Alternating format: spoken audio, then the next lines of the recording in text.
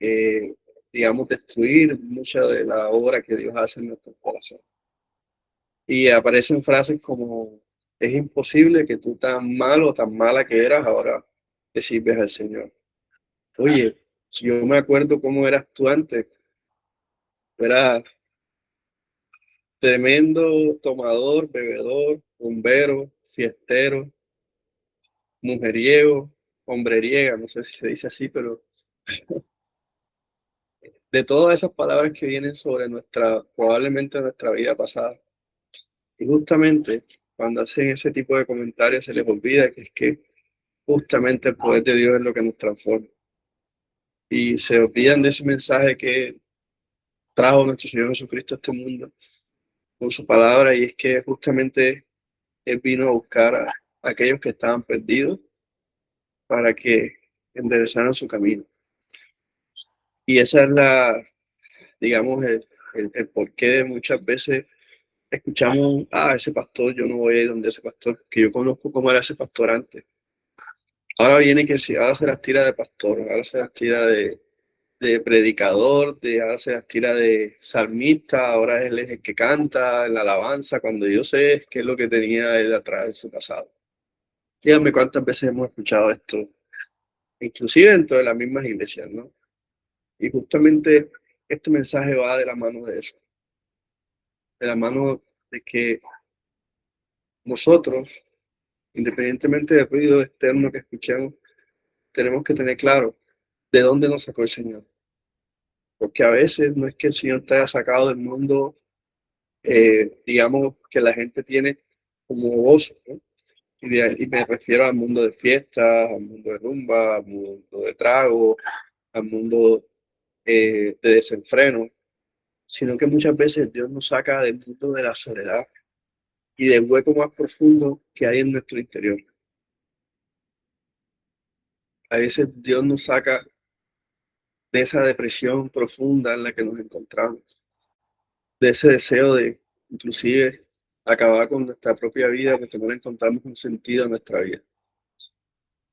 Y justamente más o menos de esto va este mensaje, ¿no? Acordarnos de cómo es el poder transformador de la gracia de Dios y lo que Él logra y lo que hace en nuestra vida. Y es justamente eso que el mundo y que las personas dan como imposible, solo es posible por el poder y la gracia que viene del Señor, nuestro Padre Todopoderoso. Y el ejemplo más grande de una vida transformada, o uno de los ejemplos más grandes de una vida transformada, es el apóstol Pablo. Y es justamente el ejemplo que vamos a tomar esta noche y que él mismo se pone a través de sus epístolas, de sus cartas, para darnos muestra de cómo es el cambio que tuvo su vida, ¿no? Entonces, recordemos que Pablo, lo que conocemos como el apóstol Pablo, ¿no? San Pablo, como también es conocido desde los que tenemos base católica, lo conocíamos como San Pablo. Justamente es aquel apóstol misionero, ¿no? Es aquel apóstol que no caminó con Jesús, sino que, al igual que Lucas, fue después de que Jesús vino al mundo y partió, se hizo apóstol. Y Pablo, cuyo nombre era Saulo, Saulo de Tarso, hemos hablado mucho en este refrigerio de Saulo, era una persona muy preparada. Saulo de Tarso era una persona que tenía la mejor educación, los mejores títulos, manejaba muchos idiomas, era una persona muy culta y era la persona encargada de perseguir a los seguidores de Jesús. Y justamente él a través de sus cartas nos habla de cómo él pasó de ser el principal perseguidor de Jesús a ser el que hoy conocemos como el apóstol misionero, quien fue quien llevó la palabra de Dios a tantos países, a tantos lugares, a Roma, que era en ese momento la cosmopolitan de la época, a Grecia, y él a través de sus cartas y fue quien fundó muchas iglesias. Y hoy nuestra iglesia moderna sigue siendo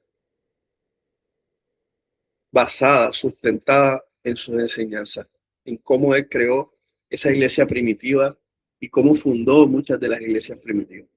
Entonces, eh, justamente en ese orden de ideas, vamos a dirigirnos a 1 Corintios 15, ¿no?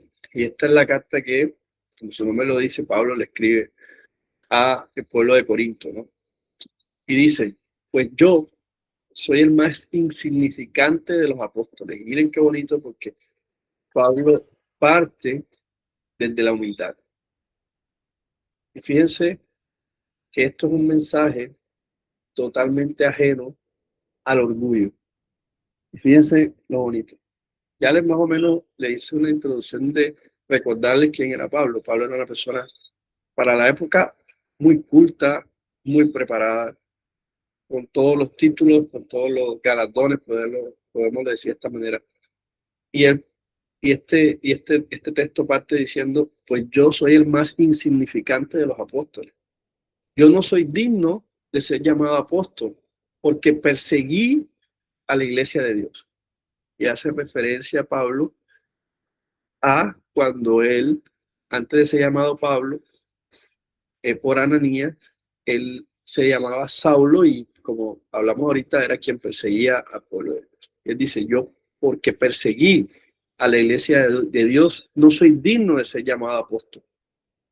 Y es la parte más importante, pero por la gracia de Dios soy lo que soy.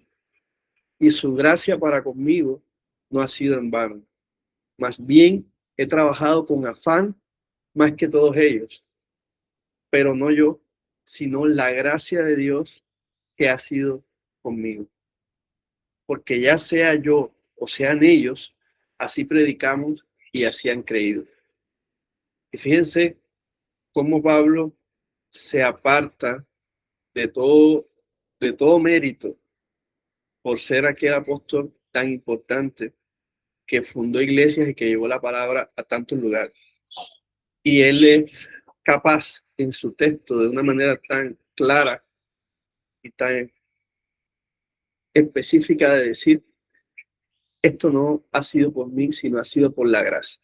Y si yo he trabajado, ha sido por la gracia de Dios. Y soy quien soy, no por algo que yo me merezca, sino por la gracia. ¿Cuánto nosotros podemos decir hoy que somos lo que somos por la gracia de Dios? Yo puedo decir. Estoy seguro que probablemente Alexa está levantando su mano allá y muchos de ustedes están levantando su mano. Porque en algún momento de nuestra vida sabemos que reconocemos que el Señor nos ha dado inclusive más de lo que en algún momento pudimos imaginar o nosotros pudimos planear en nuestra carne para nosotros. Y no estoy hablando solamente, o no hablo de cosas materiales, hablo del corazón, hablo de lo que siente uno al final como, como persona. Regálenme un segundito que está Belén en su horita. ¿Qué necesitas, mami? Ah, bueno, ¿le puedes decir a mami que estoy en mensaje? Mami te ayuda, ¿sí? Bueno, ok. Entonces, digamos que desde el punto de vista de lo que nosotros hemos recibido por regalo de Dios, de ese que ha hecho que nuestro corazón sea totalmente diferente, dígame cuánto de eso nosotros podemos decir es por lo que yo soy, es por lo que yo estudié, es por lo que yo aprendí, es porque yo me merezco esto que tengo en mi corazón. Yo creo que ninguno puede decir que lo que tenemos ha sido gracias a nuestros propios méritos. Y esto lo voy llevando a punto de esa creencia de que nosotros podemos ser bendecidos por nuestras obras. Cuando entendemos la gracia de Dios, es un regalo, es algo que viene de Él. No hay nada que nosotros podamos hacer en este mundo que se pueda comparar con el regalo que viene de Él, que es su gracia. No hay sacrificio, no hay mantra, manda, no hay nada que nosotros podamos hacer para nosotros ganarnos el favor de Dios. Recuerden que este fue principio de la iglesia luterana, de que éramos salvos por gracia, que no podíamos comprar las indulgencias, ¿cierto? No podíamos ser libres comprándolo. En ese momento, siglo XVI, con abarrotes, con trigo, con víveres, con enseres, no se podía comprar el perdón. El perdón viene por gracia. ¿Okay? Cuando entendemos esa influencia poderosa de la gracia de Dios, vamos a entender que da igual nuestra herencia, es decir, da igual quiénes somos, cuál es nuestro apellido, de quién somos hijos, cuál es nuestro linaje aquí en la tierra, cuáles son nuestros abolengos, pues sí, un amigo, cuál es nuestro pedigrí, da igual de dónde venga, cuál es nuestro entorno, dónde te desarrollas, da igual si tú vives en estrato 1 o si vives en estrato 6, da igual tu entorno, da igual tu educación, no importa si no terminaste el bachillerato o si eres máster, PhD o lo que tú quieras hacer. Y no importa ni siquiera las decisiones que tú tomes. Esto es la parte que a nosotros como creyentes nos cuesta trabajo a veces entender. Porque nosotros creemos que nuestras decisiones nos hacen libres. Y entender de que Dios mira no nuestros actos, sino nuestro corazón, es una de las cosas más difíciles en la vida cristiana. Y esto, lo voy a aclarar ahorita, no da permiso a que nosotros podamos pecar y podamos vivir una vida llena de excesos, porque es que Dios mira nuestro corazón. No, no se trata así. Las decisiones que nosotros tomamos en la vida no influyen en la gracia, porque la gracia de Dios es un regalo. Señor, no soy digno de que tú entres en mi casa, decía el Señor Jesucristo cuando nos enseñó su oración, la que conocemos como Padre nuestro. Decía, Señor, yo soy digno de que entres en mi casa. Cuando hace referencia a que no soy digno, el Señor Jesucristo diciendo, no soy digno en su humanidad, es que nosotros podamos entender que Dios nos ha predestinado para ser conformados a la imagen de su Hijo. Estamos llenos de muchas cosas que conforman lo que somos, nuestra familia, nuestro ambiente, nuestras elecciones cotidianas. Pero hay que entender que la fuerza que nos moldea a nosotros como tal es la gracia transformadora de Dios. Es lo único que puede como tal sacarnos de nuestro entorno y moldearnos. Y ahí el ejemplo que poníamos al principio, que decía, ¿cómo es posible que tú, siendo quien eras, hoy en día puedas tú decir que están compartiendo la palabra de Dios? Porque no hay nada en nuestra humanidad que nos haga sentir lo suficientemente dignos como para ser merecedores de ese privilegio. No hay nada en nuestra humanidad que nos haga sentir suficientemente dignos de recibir dones del Espíritu Santo. No hay nada que nosotros podamos hacer que nos haga sentir suficientemente dignos de sentir que Dios pone sus ojos en nosotros. Es un regalo. Entonces, ¿qué puedo hacer yo para que Dios postre sus ojos en mí? Abrir tu corazón y entregarte profundamente a Él. Y entender que es como cuando éramos niños, y bueno, sí, y de pronto ustedes vivieron esa etapa de niños que lo enseñaban a uno como a flotar en el agua. A mí me enseñaba mi papá en la playa, creo. Me decía, déjate llevar, flota, abre los, levante, acuesta la cabeza y déjate como llevar. Es justamente así. Es esa confianza de tú sentir que vas a estar flotando porque no te vas a hundir y te vas a dejar llevar. Eso cuesta. La única manera de uno poder entender es sintiendo que Dios está ahí en control. Es entender que da igual lo buena persona que seamos, que da igual lo buen ciudadano que seamos, si tú cumples todas las leyes, si no te vuelas ni una señal de tránsito, da igual si tú eres el mayor donador, si tú donas a las misiones, das el diezmo, das la ofrenda, lo que tú quieras dar no vas a comprar la gracia de Dios.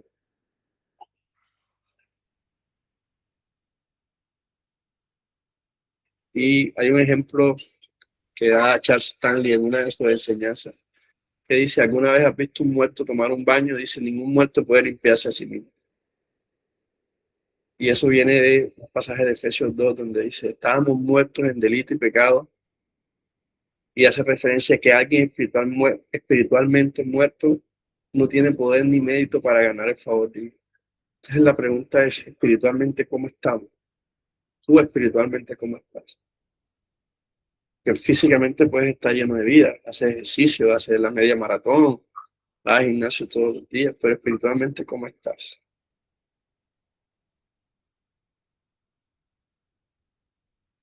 Cuando hace referencia a que el muerto no puede limpiarse a sí mismo, ¿alguna vez les pasó o les ha pasado que ustedes se sienten sucios y aunque se metan en la ducha, en la regadera, en el agua, sienten que no se pueden limpiar? ¿Les ha pasado alguna vez esa sensación? ¿Cómo está nuestro espíritu?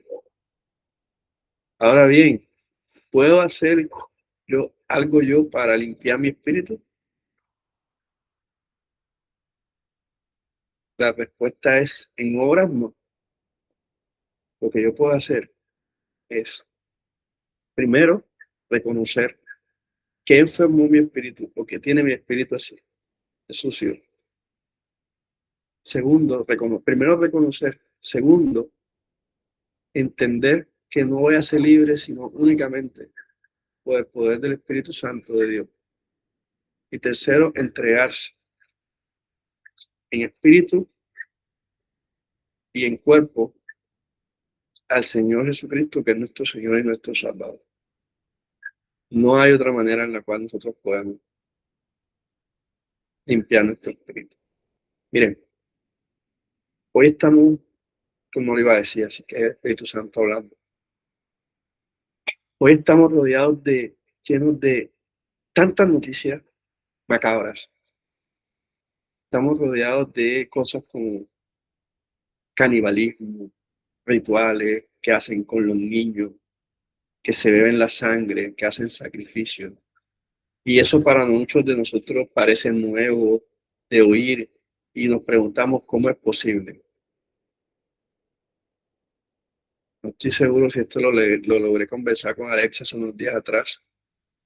Hay un libro de la doctora Rebecca Brown que se llama Vino a dar libertad a los cautivos. Ahora que yo veo todas estas noticias de lo que pasaba en esta isla con este señor y de todas estas noticias de los famosos y todas las cosas que hacen, ese libro es escrito, yo creo que hace más de 20 años, y ahí describía exactamente todo lo mismo, porque eso tiene un nombre claro, y eso se llama satanismo.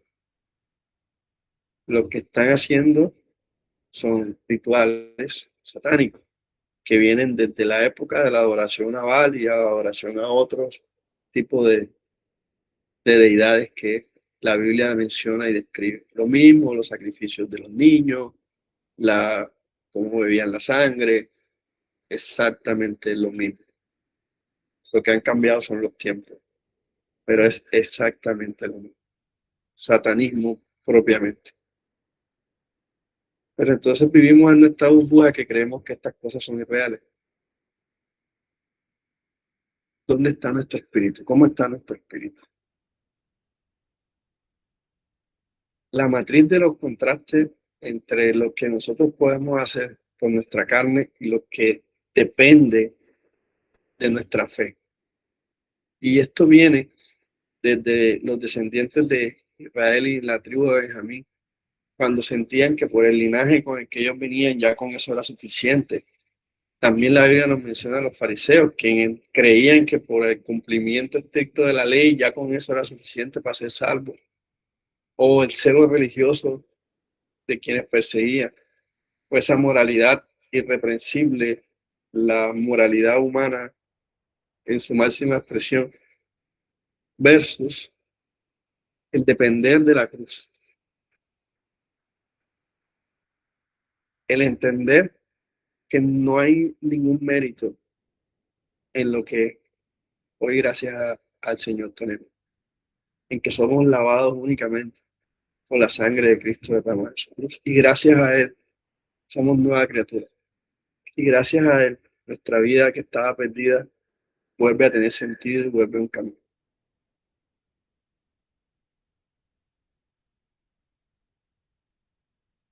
Y esa es la razón como al principio poníamos el ejemplo de que ese que estaba perdido, de que era totalmente del mundo, llámese lo que hiciera, como se llame, hoy en día puede decir, soy el mayor promotor del Evangelio porque le entregué mi vida al Señor. Y el ejemplo es justamente como lo hizo el Señor Jesucristo en el desierto con Saulo. Lo derribó del caballo y le dijo, Saulo, ¿por qué me persigues? Y le dijo, quedarás ciego hasta que entienda. Por eso el símbolo, cuando Ananías le ora por él y se le caen como las escamas de los ojos y le dice, antes era ciego, ahora puedo ver. Y desde ese momento, Saulo fue bautizado como Pablo. ¿Ok?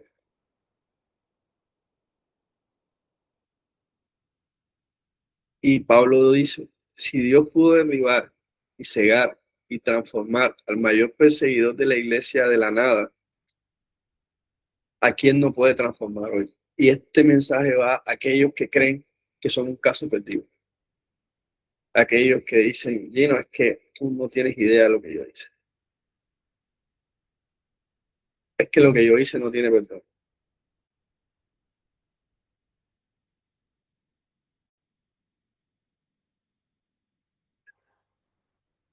Y el Señor me muestra a alguien que cree que porque cometió un aborto no tiene perdón. El Señor nos dice esta noche, el único que tiene poder de transformar, de perdonar y de limpiar es Él a través de su sangre. No hay nada que nosotros podamos hacer en este mundo que sea más grande que todo lo que el Señor derrotó en la cruz por nosotros. Si nosotros creemos que lo que nosotros estamos, que nuestro pecado es lo suficientemente grande y malo para no ser perdonado por Dios, estamos diciendo que el sacrificio del Señor Jesucristo en la cruz no fue suficiente. Estamos diciendo, es que ni tu muerte en la cruz es suficiente para mi pecado. Y esa es la trampa del enemigo. Eso es lo que el enemigo quiere que tú creas. Que recuerden que una de las armas más importantes del enemigo es hacernos sentir culpa, hacernos sentir culpables.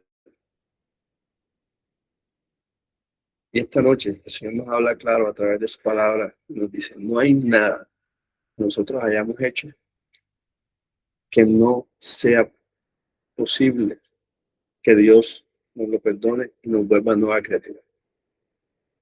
Cualquier cosa inimaginable.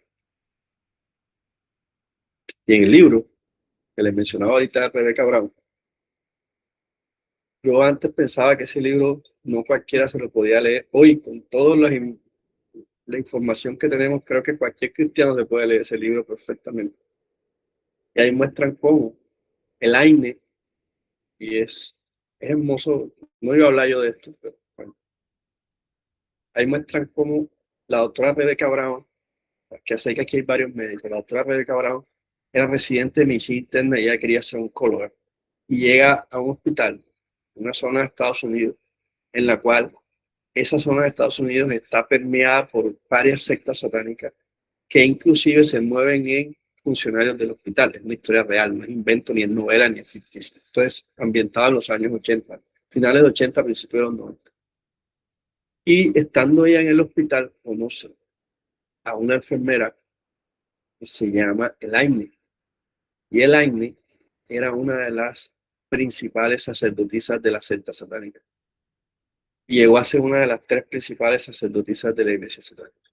Y en el libro lo describen clarito. Y en el libro también describen cómo Elaine, a través de la doctora Rebeca, llega a los pies de Cristo. Y todo lo que hace Rebeca para sacarla de las garras de la secta en las que estaba. Y eso es una realidad hoy en nuestros días. Es igual en nuestros días. Y esto se lo menciono porque si ella, que llegó a ser una de las tres principales sacerdotisas en esa secta de Estados Unidos, es el mayor ejemplo de que el Señor puede perdonar a cualquiera. Ella era una adoradora de Satanás, literal, en como lo menciona. Y ella pasó de eso a entender que Cristo era el verdadero camino. Vamos, yo no iba a hablar de esto, pero es que es una cosa. Explica que una de las razones por las cuales ella se sentía muy poderosa.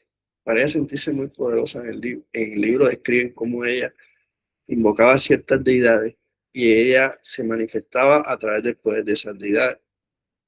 O sea, era más poderosa por las deidades que la acompañaban. En otras palabras, por los demonios que la acompañaban y peleaban al lado de ella. Y ya ustedes vieron una película de Harry Potter, tal cual. Hacían unas cosas así muy similares. Yo no iba a decir esto en serio. Y una de las cosas que ella menciona que le llamó muchísimo la atención es porque ella se sentía poderosa. Ella se sentía con mucho poder. Y llegó un momento en que una de las comisiones de la secta era ir a atacar a una célula de una iglesia donde se reunían en una casa. ¿Recuerdan la misión celular que fue muy famosa en los años 80? Que eran las células, se reunían en las casas. Ahora ella dice que ellos fueron a atacar esa casa espiritualmente y cuando llegaron a la casa había una barrera de ángeles que no los dejaban pasar porque era una casa donde oraban. Y ella le llamó muchísimo la atención, que decía, si yo sé que soy tan poderosa, ¿por qué yo no puedo tocar a esa familia? Fue cuando ella entendió que había un poder por encima del poder que ella estaba manejando. Wow, fuerte esto. Fuerte porque es que no iba a decir nada de esto y siento mucha oposición al decir estas palabras. Pero sé que muchos que están escuchando esto les es inclusive de liberación porque salen de la confusión de creer que estas cosas eran mentiras. Uf. Y esto es un libro. Yo lo tengo en PDF y lo tengo en físico. Más. Voy a mostrar la cara. Sí. Acompáñenme aquí en la casa y lo busco, pero lo tengo por aquí en la biblioteca. Ah, increíble. Ah, bendito Dios, porque yo no iba a hacer nada de esto. Pero creo que este mensaje es importante para muchos. Este es uno, pero es poco. Aquí está. Se llama Vino a dar libertad a los cautivos. Mira la carátula. Aquí yo también presente, mire. Perfecto. Bueno, yo lo tengo en inglés. Ok. Aquí está. Aquí está, es este libro. Todo lo que les estoy diciendo es de este libro. Y yo les puedo, supongo que no voy a jurar, pero les puedo jurar que yo no iba a hablar de esto esta noche. Entonces, una de las cosas que llama la atención es que justamente en el libro ella describe que ella no puede entrar a esa casa y no la puede tocar porque había una barrera de ángeles, todo esto es espiritual, que les impedía que ellos se pudieran acercar. Entonces ella dice, ¿cómo es posible que, ella hablando en primera persona, que yo que soy una de las más poderosas no me puedo acercar a esa simple casa. Y es cuando ella descubre que hay un poder muchísimo más grande que todo lo que ella adoraba y creía. Y es el poder de Dios. Y si Dios es capaz de eso que ella describe ahí en el libro, Dios es capaz de cualquier cosa. Ale, ¿tú me recuerdas en qué ciudad de Estados Unidos era? Pues ya yo no me acuerdo porque la verdad es que dije que me lo iba a volver a leer, pero no recuerdo bien porque ahí menciona inclusive el hospital. Y el hospital existe, el hospital es real. Pero bueno, sigamos a donde el Señor nos lleve con este mensaje. Y dice, la perfección de la paciencia divina. En primera de Timoteo dice Pablo, está hablando nuevamente, volvemos a Pablo. Fui recibido a misericordia para que Jesucristo mostrase en mí toda su clemencia, para ejemplo de los que habrían de creer en él. Esto lo dice Pablo en su primera carta a Timoteo para explicar el testimonio de su vida. Pablo está haciendo referencia a lo mismo que acabamos de leer ahorita de Corintios, ¿ok? De la carta a Corintios.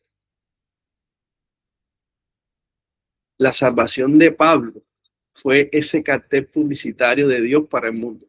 Miren qué bonito esto. Demuestra que no hay pecado tan grande ni pasado tan oscuro que impida que la gracia lo alcance.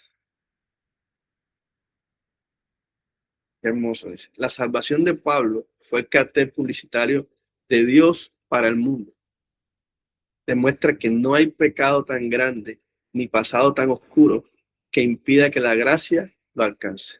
No hay nada que tú hayas hecho que impida que la gracia de Dios te alcance. Qué bonito. En segunda de Pedro habla de los valores de la vida cristiana y dice, su divino poder, capítulo 1, su divino poder nos ha concedido todas las cosas que pertenecen a la vida y a la piedad por medio del conocimiento de aquel que nos llamó por su propia gloria y excelencia.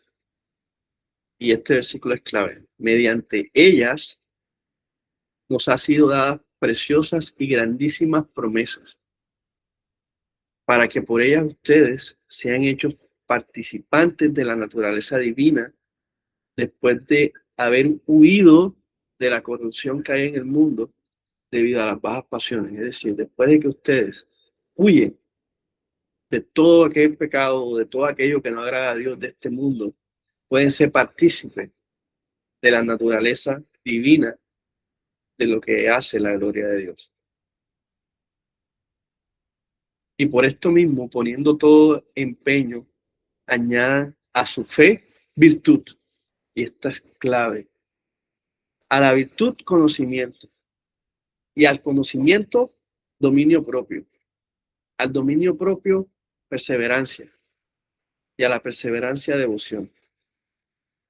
A la devoción, afecto fraternal. Y al afecto fraternal, amor. Ahí están las claves de una vida cristiana. Poniendo todo empeño, añadan a su fe virtud. ¿Tienes la fe? Añádele virtud. A la virtud, conocimiento, conocimiento de la palabra. Al conocimiento, dominio propio. Porque entonces, si tienes conocimiento, eso no te hace mejor. Eso no te hace que estés un escalón por encima de los demás. Por eso, al conocimiento debes añadirle dominio propio. Al dominio propio, perseverancia, porque tienes que perseverar en ese dominio propio para que tu ego, por conocimiento, no te saque de los demás. Y a la perseverancia, devoción, pero a la devoción, afecto fraternal. Es decir, que tú empieces a sentir amor en la prueba, amor por el otro, obviamente al afecto fraternal, amor. Fíjense que esto va en una dirección totalmente opuesta al ego, a la altivez, a creernos mejores que todos.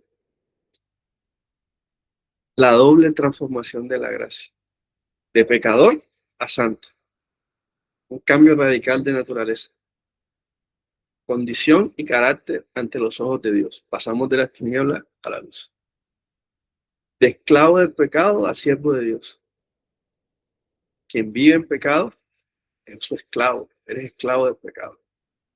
La gracia rompe las cadenas del pecado, dándonos libertad para obedecer en justicia. Por lo tanto, si tú te sientes preso de un pecado en el cual tú dices, es que no puedo, no, nada de lo que hagas te va a sacar de ahí, excepto la gracia. Entonces, ¿cómo yo obtengo gracia? La gracia es un regalo. ¿Cómo puedo acceder yo a ese regalo? Abriéndole tu corazón al Señor. En el momento en que tú le abres tu corazón al Señor y aceptas al Señor, Él entra y su gracia actúa. ¿Eh? De ti, ¿qué necesita el Señor?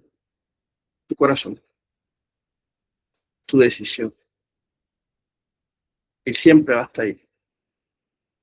No caigas en la trampa del enemigo de creer que lo que tú has hecho es suficientemente malo para que el Señor no te escuche. El Señor va a estar ahí escuchándote siempre, haga lo que hagas. No hay nada en este mundo que pueda sorprender al Señor porque Él lo conoce todo y conoce todo lo malo. Y todo lo grande del pecado ya Él lo pagó en la cruz por nosotros. Y la verdadera comprensión de la gracia produce 4 actitudes inconfundibles en una persona. Cuando uno siente que vive bajo la gracia de Dios, y esto podemos poner ejemplos de personas. Imagínense a una persona que ustedes tengan de preferencia, que ustedes saben que esa persona camina con el Señor y que esa persona vive bajo la gracia del Señor. La que ustedes tengan, se van a dar cuenta que esto salta a la luz sin mencionarlo y es una humildad. 2, obligación. Esa persona se siente obligada a las cosas de Dios, pero obligado no por imposición, obligado de que le nace del corazón. Dependencia. La persona depende del Señor, depende en su día a día para todas sus decisiones. Esa dependencia va de la mano de la fe y de la confianza, que hace referencia justamente a la fe.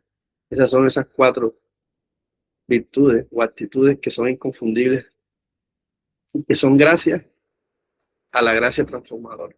Acá la pregunta.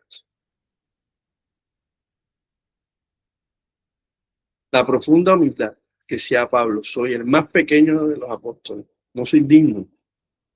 ¿Vale? No encontrará orgullo en tu corazón que comprenda la gracia. Todo el mérito es de Dios, nada es nuestro.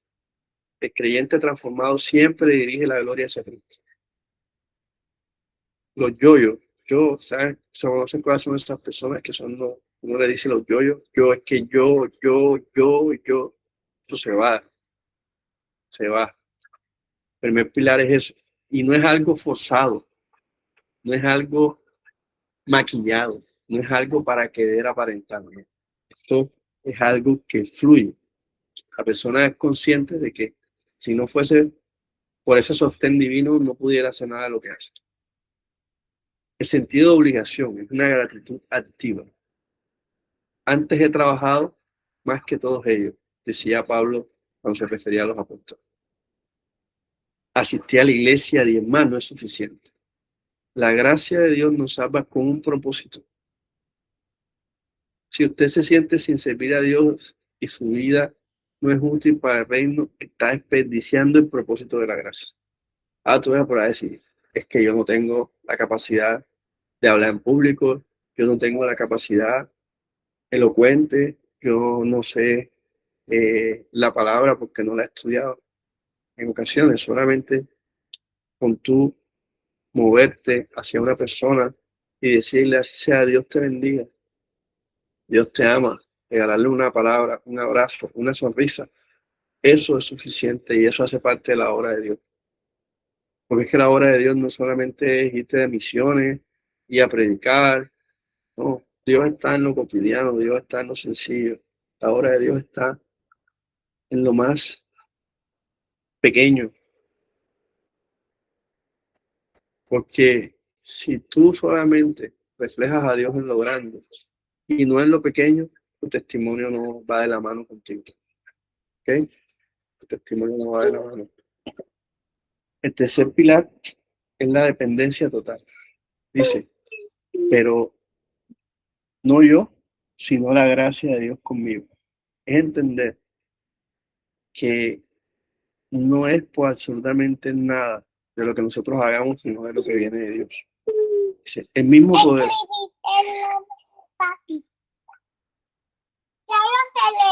Bueno, ya estoy terminando y ya me duermo contigo. ¿Sí? Sí, pero mira que hay personas que están escuchando. ¿Ok? Sí, están escuchando muchas personas. Perdón. Dice, sí, el mismo poder que nos resucitó de la muerte espiritual es el único poder misericordioso que nos sostiene cada día. No operamos en nuestras propias fuerzas, intelecto o talento, sino en el Cristo resucitado que vive en nosotros. Y esto hace referencia justamente a que no hay nada de lo que nosotros podamos hacer en este mundo que sea suficiente para ganar la gracia. Dependemos de él. Y la confianza absoluta, cuando Pablo nos decía, por lo demás, no está guardada la corona de justicia, la cual me dará el Señor, juez justo. Al final de la carrera, no hay miedo ni incertidumbre. El creyente confía en la gracia, descansa plenamente, sabiendo que la victoria ya fue comprada. Es difícil, pero cuando nosotros estamos con la gracia de Dios, sabemos que el Señor está en control y que aunque no entendamos las circunstancias en las que nos encontremos o por las que estamos pasando, el Señor está en control. El cuarto pilar es confianza. Cuán necesario y cuán difícil es entender este pilar en nuestra vida. Confiar aunque no entendamos lo que sucede. En Romanos 6:16, y ya con esto casi terminamos, perdónenme que me haya extendido un poco, dice, ¿qué pues? ¿Pecaremos porque no estamos bajo la ley, sino bajo la gracia? De ninguna manera. Hace referencia a que estamos hablando de que no es por nuestras obras, sino por gracia. Entonces alguno puede pensar, da igual si yo peco o no peco, porque como es por gracia, aquí Pablo dice, de ninguna manera. ¿No saben que cuando se ofrecen a alguien para obedecerlo como esclavos, son esclavos del que obedece? Ya sea del pecado para muerte o de la obediencia para justicia. Pero gracias a Dios, porque aunque eran esclavos del pecado, han obedecido de corazón a aquella forma de enseñanza a la cual se han entregado. Y una vez libertados del pecado, han sido hechos siervos de la justicia.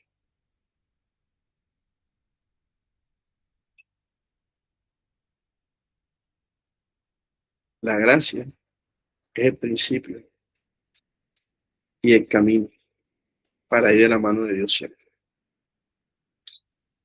Y esto es bien importante que como creyentes entendamos que existe algo que Charles Stanley lo menciona como el borrador divino. Dios no intenta mejorar su pasado, lo borra por completo. Dios no es que te eras bebedor y te hace menos bebedor. Él te saca de tu vida antigua y te hace nueva criatura. La sangre de Cristo es suficiente para limpiarte del más oscuro, de la más oscura mancha de pecado que tengas. Esto es difícil de entender, pero si nosotros creemos que esto es mentira, estamos creyendo que el Señor no es lo suficientemente poderoso para volvernos nueva criatura y para hacernos una nueva persona en Él. No intente vivir en el pasado tratando de compensarlo. Alabe a Dios porque ya fue cancelado de una vez por todas. Todos los errores y todas las acciones que podías tener. ¿Ha sido su gracia en vano? Pregúntate. Usted tiene la respuesta. Si hay algo que arde dentro de usted, no le permitirá seguir callado. Si tú sientes el fuego del Señor allí, a pesar de que tú sientas que te apagaste, el fuego del Señor está ahí.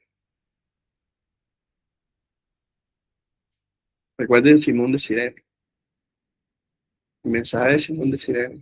Si la sangre de Jesús te tocó, ya no hay nada que tú puedas hacer para quitártela. Ya te tocó. A veces me han preguntado, pero si esa persona era cristiana y ahora resulta que como si ya no creyera. Te digo, nunca lo conoció. Nunca lo conoció. Porque si ya tú conoces verdaderamente a Jesucristo, no hay nada que puedas hacer para negarlo. No hay nada que puedas hacer para desconocerlo. Te puedes alejar, pero en tu corazón vas a saber quién es. Y vas a saber que Él está ahí. Y sabes, aunque vayas alejado en lo más oscuro, tú sabes que en algún día vas a volver a los pies de Cristo si ya conociste verdaderamente al Señor. Y tú has escuchado probablemente y sabes el testimonio que la gente dice. Estoy ahorita mismo apartado, pero yo sé que el Señor me va a llamar y yo sé que voy a volver nuevamente a Él. No es que el Señor te ame, es que tú decidas abrirle nuevamente tu corazón a Él. Y que tú decidas otra vez decirle, Señor, entra porque yo solo no puedo. Se tú orando porque en mi fuerza yo no puedo. Yo quiero volver a ti. Ese es el corazón que Dios mira. Por la gracia de Dios, soy lo que soy. Si como creyentes recordamos esto, seguramente nuestra vida en Cristo va a ser mucho más llevadera, va a ser mucho más fácil, vamos a sufrir mucho menos y vamos a tener probablemente mucho menos afán. Padre de la gloria, Señor, yo te doy gracias, Señor, por este tiempo.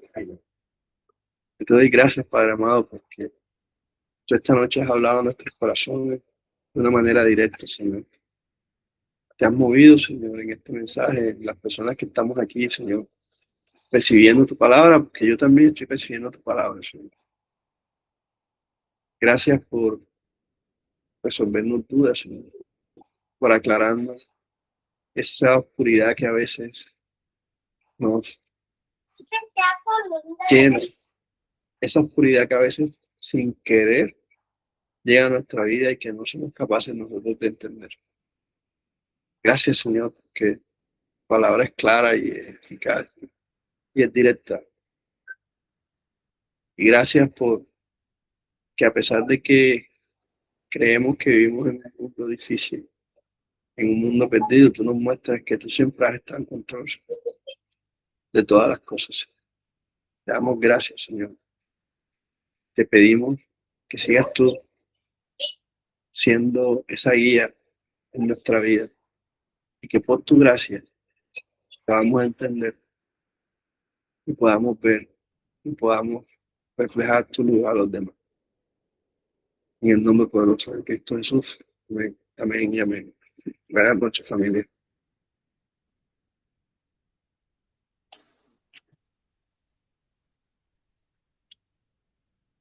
Amén, familia. Bueno, un nuevo versículo favorito, ¿no creen? Por la gracia de Dios soy lo que soy. Yo creo que ese versículo y con ese versículo debemos orar en el transcurso de toda la semana. Por la gracia de nuestro Señor somos lo que somos, soy lo que soy. Y fíjate que al escuchar, bueno, la última alabanza que Gino decía, no, tremendo como el Señor desde ahí acomodando como lo que nos quería hablar esta noche y trajo mucho a mi mente un predicador que él es del Reino Unido, pero vive aquí en Estados Unidos y él ha sido muy famoso por una enseñanza que él ha hecho y él decía, imagínense que todos estemos entrando al cielo Y si tú te preguntan en la entrada del cielo, ¿por qué estás tú aquí? Y la gente empieza a decir, porque yo esto, porque yo lo otro, porque yo lo otro. Desde ahí ya estamos mal, porque nuestra respuesta debe ser por Él, debe ser en tercera persona, debe ser por Jesucristo. Estoy aquí en el cielo. Por Él logré la vida eterna. Por Él logré la salvación. Por su sacrificio que hizo en la cruz. Por eso es que nosotros podemos tener un pedacito de cielo aquí en la tierra. Y esa es la gracia que nos da poner la fe en nuestro Señor Jesucristo. Así que qué hermoso que nos quedemos con eso, que nos quedemos con eso en nuestro corazón. Que este mismo predicador, él se llama Alistair Begg, y él mismo decía, esta es la respuesta que tuvo que dar el ladrón que estaba al lado de Jesucristo, que le pidió estar con él.